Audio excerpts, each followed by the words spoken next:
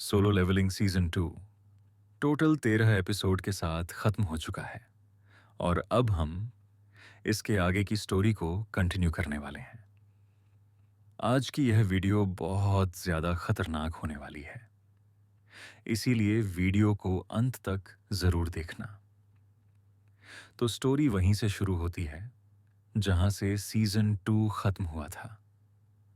Last episode में हमने देखा था कि जिनू जेजू आइलैंड रेड में शामिल होता है और एंट किंग बेरू को खत्म करके उसे अपना शैडो सोल्जर बना लेता है और बची हुई एंट्स को हंटर्स और बेरू सहित जिनू के शैडो सोल्जर्स द्वारा कुछ ही दिनों में खत्म कर दिया जाता है।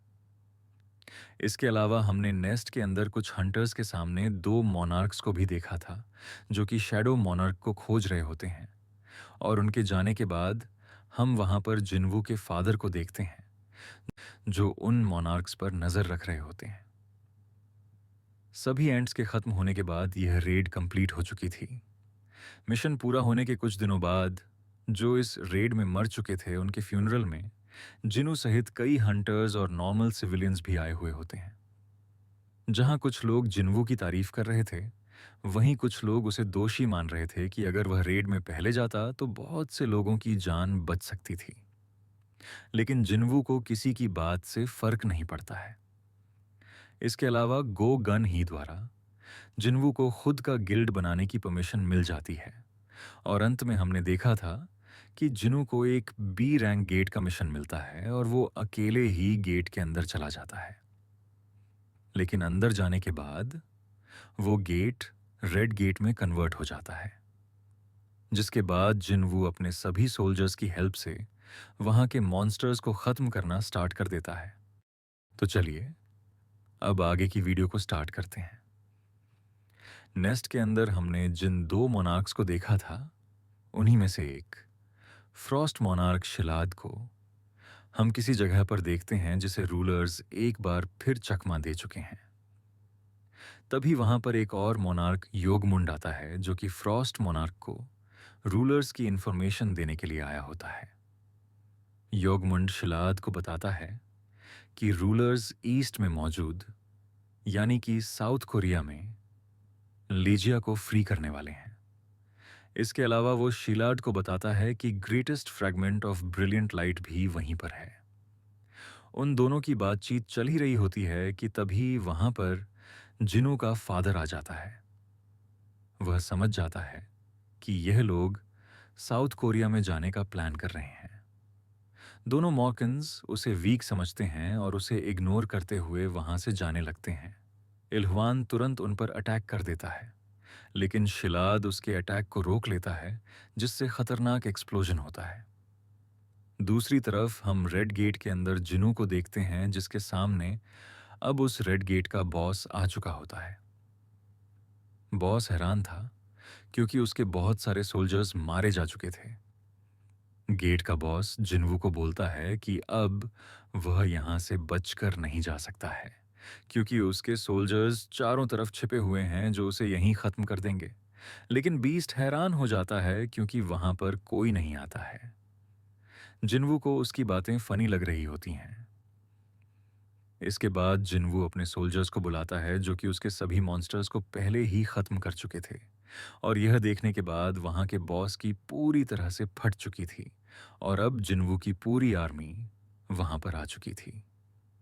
जिनवू के ऑर्डर मिलते ही उसके शैडो सोल्जर्स सभी मॉन्स्टर्स को खत्म करने लगते हैं। बॉस जिनवू की तरफ आने लगता है, लेकिन बेरू और इग्रिस वहां के बॉस की बैंड बजा देते हैं और अंत में कारगलन ग्रेविटी एक्सेलरेशन का यूज करके उसे बहुत ज्यादा डैमेज करते हुए नीचे गिरा देता है। जिसके बाद जिनवू वहां के बॉस से बोलता है कि अगर वह उसके सवालों के जवाब देगा तो वह उसे बिना दर्द की मौत देगा। लेकिन इससे पहले कि जिनवू कुछ पूछ पाता, सिस्टम उसे रोक देता है, जिसके बाद जिनवू ज्यादा कोशिश भी नहीं करता और इस बॉस को खत्म करके इस रेड को कंप्लीट कर देता है। डंजन को कंप्लीट करने के बाद जिनू को रैंडम लूट बॉक्स से एक की मिलती है। जेजू आइलैंड की रेड के बाद जिनवू का लेवल 100 हो चुका था, जिसकी वजह से उसे यह की मिलती है। यह कोई नॉर्मल की नहीं थी क्योंकि ये की उस डबल डंजन के मिशन के लिए थी जहां पर जिन्वू एक बार मर चुका था। जिन्वू उस जगह को कभी भूल नहीं सकता है क्योंकि यह की कार्टिनन टेम्पल की होती है और इतने टाइम के बाद वहां का गेट ओपन होने वाला था। जिन्वू सोच रहा होता है कि सिस्टम उसे दोबारा उस जगह बुला रहा है जहां से इन सब की शुरुआत हुई थी, लेकिन अब वह पहले से बदल चुका है। जिन्हू सोचता है अगर यह पूरा प्लान पहले ही बन चुका है और वहां कोई उसके लौटने का वेट कर रहा है तो वह उसका वेट करें, क्योंकि वह जल्द ही वहां वापस जाने वाला है। वहीं हमें कार्टिनन टेम्पल के अंदर का यह खतरनाक सीन दिखाया जाता है जहां जिनू बहुत जल्द वापस जाने वाला है और इस बार वहां बहुत कुछ खतरनाक होने वाला है। दूसरी तरफ हम जिन्हों को देखते हैं जो कि गुस्से में लाल हो रहा होता है क्योंकि जिनू पर बहुत सारे लोगों ने कंप्लेंट किया था जिसकी फाइल्स उसकी टेबल पर थीं। तभी वहां पर जिन्वू आ जाता है। वह जिन्हों को थैंक यू बोलता है क्योंकि वह बहुत ज्यादा काम कर रहा था। दरअसल परमिशन मिलने के बाद यह दोनों अपना खुद का गिल्ड बनाने की तैयारी कर रहे होते हैं। जिन्हों हैरान होकर सोचता है कि जिन्हों बिना ट्रेस के कभी भी गायब हो जाता है और एकदम से सामने भी आ जाता है। जिन्हों के पास एक बैग में बहुत सारे माना क्रिस्टल्स होते हैं जिन्हें उसने कुछ देर पहले की रेड को खत्म करने के बाद हासिल किया था। जिन्हों उन माना क्रिस्टल्स को जिन्हों को देते हुए बोलता है कि तुमने बोला था कि गिल्ड को स्टार्ट करने के लिए पैसों की जरूरत पड़ेगी, जिसके लिए यह काफी होंगे। जिन्हों क्रिस्टल्स को देखकर खुश हो जाता है। वह बोलता है कि हमें एक ही एम्प्लॉई को पेमेंट करना होगा, इसीलिए यह जितना चाहिए उससे भी ज्यादा है। जिन्हों एम्प्लॉई सुनते ही हैरान हो जाता है। तब जिन्हों उसे याद दिलाता है कि खुद का गिल्ड खोलने के लिए उन्हें 3 मेंबर्स चाहिए, जिसमें कम से कम guild master, vice guild master और एक एडिशनल मेंबर होना चाहिए। इसके बाद जिन्हों उससे पूछता है कि क्या आपने गिल्ड का नाम सोच रखा है। इस पर जिन्हों अजीब सा फेस बना लेता है क्योंकि वो यह चीज भूला हुआ था। तब जिन्हों उसे बताता है कि अरे सर, यह तो सुपर ड्यूपरेंट है। इसके बाद दोनों खुद के गिल्ड का नाम सोचने लगते हैं। जिन्हों बहुत सारे नाम सोचता है लेकिन उसे कुछ समझ नहीं आ रहा था। तभी जिन्हों बोलता है कि सोलो प्लेयर गिल्ड नाम के बारे में क्या ख्याल है। यह नाम सुनते ही जिन्हों पूरी तरह शॉक हो जाता है। जिन्हों बोलता है कि मैं अकेले हंटिंग करता हूं, तो यह नाम सही होना चाहिए।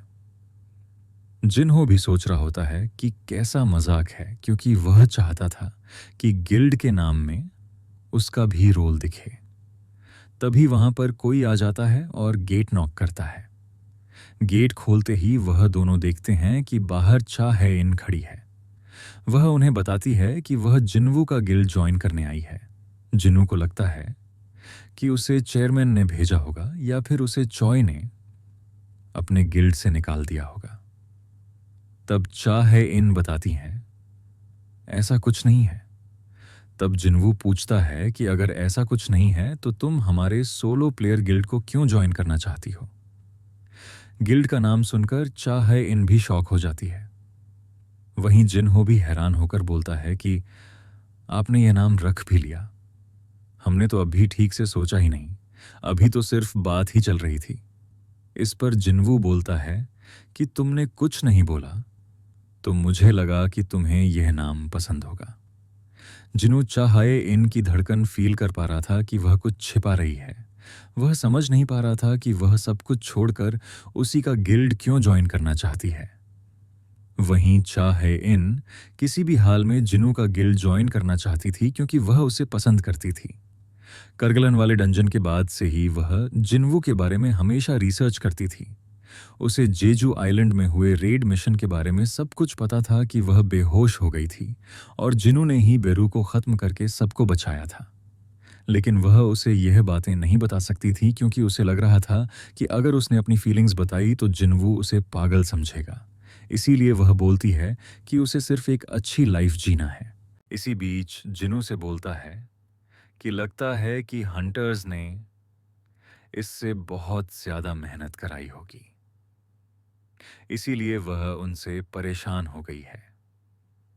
इस पर जिनू भी सोचने लगता है कि जिन हो की बात में दम है। इस एज में वो एस रैंक हंटर बन गई, जिसका मतलब इसके सिर पर बहुत बोझ रहा होगा। इसके अलावा वह जेजू आइलैंड में भी मरते मरते बची है, इसीलिए जिन्वू को उसके लिए बुरा लग रहा होता है। जिसके बाद जिन्वू बोलता है कि हमारा गिल्ड ज्वाइन करने के लिए तुम्हें पहले एंट्रेंस टेस्ट देना होगा। जिनू की बात से चा हे इन हैरान हो जाती है क्योंकि उसे रिक्वायरमेंट के लिए टेस्ट के बारे में कुछ नहीं पता था। जिन्वू बताता है कि यह नया रूल है, इसीलिए हमारा वाइस गिल्ड मास्टर इस रूल को ऐड करना भूल गया है। इसके बाद जिनू जिनहो को कुछ स्नैक्स लेने के लिए वहां से भेज देता है। अब चा है इन जिनवू से पूछती है कि यह किस तरह का टेस्ट होने वाला है। जिनवू हैरान था कि यह सच में सीरियस है। वो चा है इन को बताता है कि उसे उसके शैडो सोल्जर में से किसी एक को हराना होगा। तब चा है इन बोलती है कि लगता है कि तुम मुझे कम आंक रहे हो।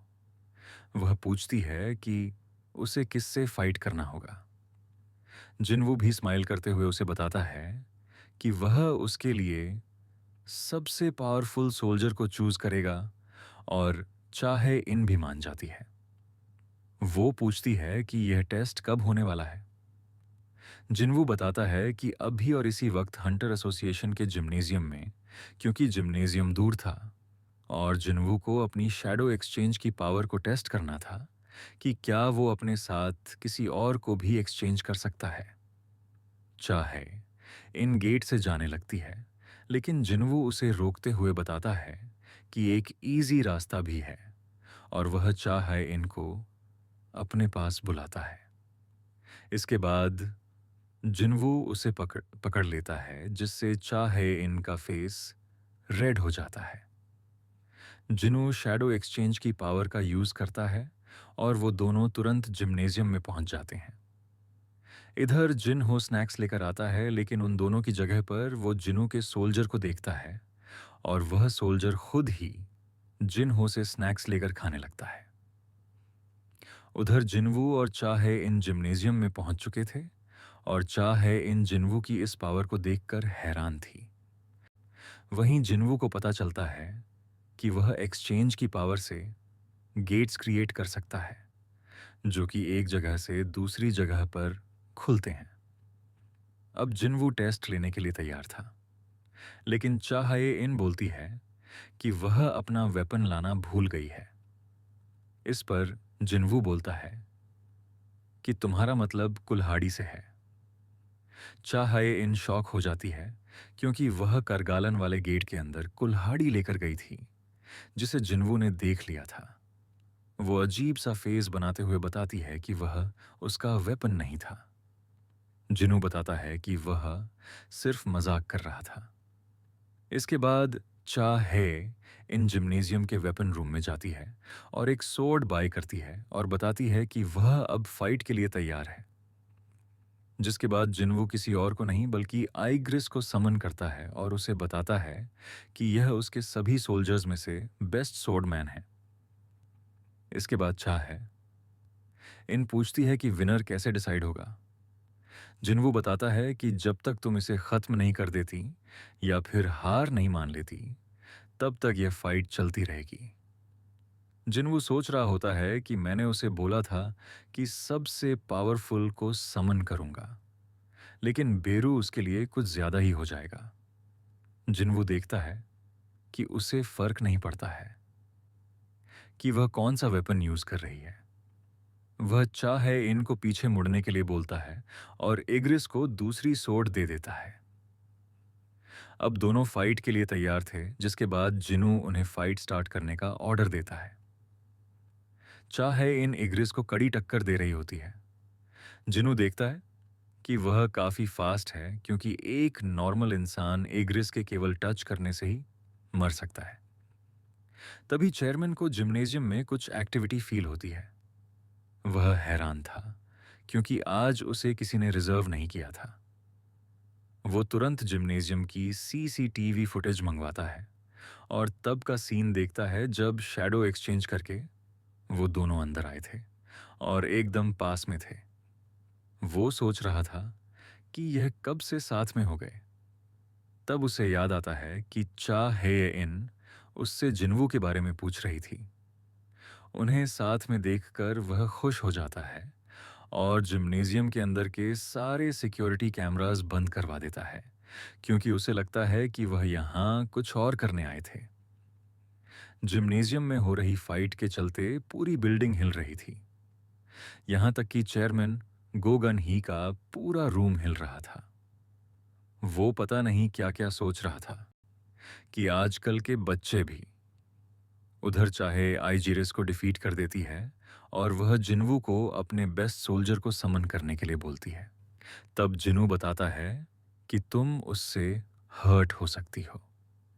तब चाहे बताती है कि मुझे फर्क नहीं पड़ता क्योंकि वैसे भी मुझे उससे दोबारा फाइट करनी है। तब जिन्वू समझ जाता है कि वह बेरू से फाइट करना चाहती है क्योंकि एक बार वह उससे हार चुकी थी। जिसके बाद जिन्वू बेरू को समन करता है और वह चाहेन से पूछता है कि क्या वह सच में इससे फाइट करना चाहती है। जिन्वू जानता है कि भले ही शैडो सोल्जर्स मरने के बाद पहले से वीक हो जाते हैं, लेकिन बेरू को केवल हंटर्स को खत्म करने के लिए बनाया गया था। उसने एक किलिंग वेपन की तरह जन्म लिया था। इसीलिए जिन्वू को डर था कि कहीं वह चाहेन को चोट न पहुंचा दे। अब बेरू जिन्वू से बोलता है, माई किंग, मुझे इस इंसान के साथ क्या करना है। जिन्वू उसे बताता है कि तुम्हें उसे हराना है, पर ध्यान रखना कि गलती से भी वह डैमेज ना हो। बेरू मान जाता है और चीखने लगता है। उसके ऑरा को देखकर चाहेन डर जाती है कि जिनू इससे फाइट कर चुका है। इसके बाद बेरू फाइट के लिए तैयार हो जाता है और अपने नाखून बढ़ा लेता है। लेकिन जिनू उससे बोलता है कि उसे अंदर करो। अगर उसे एक खरोंच भी आई तो तुम्हारा जीना हराम कर दूंगा। ये सुनते ही बेरू की डियज जाती है और वह नॉर्मल हो जाता है और अपने पंजे अंदर कर लेता है। इस बार चाहेन पहले अटैक करती है, लेकिन उसके कुछ भी करने से पहले बेरू उसके पीछे पहुंच जाता है जिससे चाहेन के फेस में पसीने आ जाते हैं क्योंकि बेरू ने उसके साथ पहली बार भी यही किया था। चाहे इन ये बोलते हुए वापस अटैक करती है कि सेम ट्रिक उसके लिए वर्क नहीं करेगी। वहीं बेरू सोच रहा होता है कि मालिक ने मुझे बिना डैमेज किए हराने को बोला है। इसीलिए वह सोचता है कि उसे केवल अपनी पावर दिखाना है, जिसके बाद वह खुद ही हार मान लेगी। लेकिन चाहे इन उस पर लगातार अटैक करती है और बेरू बिना अटैक किए उसके सभी अटैक्स को डॉज कर लेता है। इसके बाद बेरू चीखता है और उसकी केवल चीख से ही चाहे इन पीछे उड़ जाती है, जिससे जिनू को लगता है कि चाहे इन हार मान जाएगी, लेकिन वो हार नहीं मानती है। इसीलिए जिन्वू पूरी तरह से हैरान था कि यह जानने के बाद भी कि बेरू उससे बहुत ज्यादा पावरफुल है, फिर भी वह फाइट कर रही है। जिन्वू जानता है कि बेरू सबसे अलग है। भले ही वह सोच समझ सकता है, लेकिन वह एक किलिंग मशीन है और अब तक बेरू उसे खत्म करने के लिए खुद को रोके हुए है। लेकिन जिन्वू यह भी जानता है कि चाहे इनके पास भी फाइट करने के लिए अपने खुद के रीजंस हैं। अब बेरू को धीरे धीरे गुस्सा आ रहा था क्योंकि उसकी डिक्शनरी में होल्ड बैक करने का सिस्टम नहीं था। उसके हिसाब से सामने वाला या तो उसका शिकार होगा या फिर शिकारी। इसीलिए बेरू को चिढ़ होने लगी थी और अब वह भी अटैक करना स्टार्ट कर देता है। लेकिन इसके बाद चाहे इन सोर्ड ऑफ लाइट स्किल का यूज करती है, जिसमें उसका बहुत ज्यादा माना खर्च होता है और अभी इसे वो केवल एक ही बार यूज कर सकती है। लेकिन उसकी यह स्किल बहुत ज्यादा पावरफुल थी। वो अब बेरू पर खतरनाक तरीके से अटैक करना स्टार्ट कर देती है, जिसे देखकर जिनवू भी हैरान हो जाता है। लेकिन इस मोमेंट पर बेरू के माइंड में एक कमांड चलने लगती है, और यह वो कमांड थी जिसे एंट क्वीन ने उसके जन्म के टाइम पर दिया था। और कोई भी चीज़ उसे यह कमांड भूलने नहीं देगी, क्योंकि यह उसकी इंस्टिंक्ट के अंदर था। और कमांड यह था कि अपने दुश्मन को ख़त्म कर दो, और इस टाइम पर चाहे इन उसकी दुश्मन थी। बेरू के माइंड में क्वीन का कमांड आते ही वह अपनी फुल पावर में आ जाता है। वो अब चाहे इनको ख़त्म करने वाला था। जिनवू चिल्लाकर उसे रोकने की कोशिश करता है, लेकिन वह फिर भी नहीं रुकता है। बेरू उसे मारने ही वाला था, लेकिन तभी जिनवू तुरंत उसका हाथ पकड़ लेता है। जिनवू उस पर गुस्साते हुए बोलता है कि मैंने तुम्हें रुकने के लिए बोला था। वो चाहे इनसे पूछता है कि वह ठीक है कि नहीं। उधर बेरू अपने सिर के साथ पूरी बॉडी को जमीन में रखकर जिनवू से माफी मांगता है कि प्लीज मुझ पर दया दिखाइए, जिस पर जिनवू अजीब सा फेस बना लेता है। इसके बाद जिनवू चाहे इनसे पूछता है कि तुम खुद को इतना पुश क्यों कर रही हो। यह सिर्फ एक टेस्ट है, और वो भी ऐसे गिल्ड का टेस्ट जिसका अभी तक नाम भी नहीं है। और तुम्हारे जैसी हंटर को अपनी लाइफ इस तरह रिस्क में नहीं डालना चाहिए। इसके बाद जिनवू पूछता है कि आखिर तुम ये सब किस लिए कर रही हो। फिर वो उससे पूछता है कि क्या तुम मुझ में इंटरेस्टेड हो। यह सुनकर चाहे इन पूरी तरह से चौंक जाती है। अब जिनवू कुछ और बोल पाता इससे पहले ही चाहे इन हाँ बोल देती है। वह बोलती है, ऐसा ही लगता है। उसका फेस फिर से लाल हो जाता है, और आखिरकार वो जिनवू के सामने इस बात को एक्सेप्ट कर लेती है कि वह जिनवू को पसंद करती है। आज की यह वीडियो यहीं पर ख़त्म होती है। अगर आपको वीडियो पसंद आई हो तो एक लाइक करके कमेंट में नेक्स्ट पार्ट के लिए ज़रूर बताना। मिलते हैं नेक्स्ट वीडियो।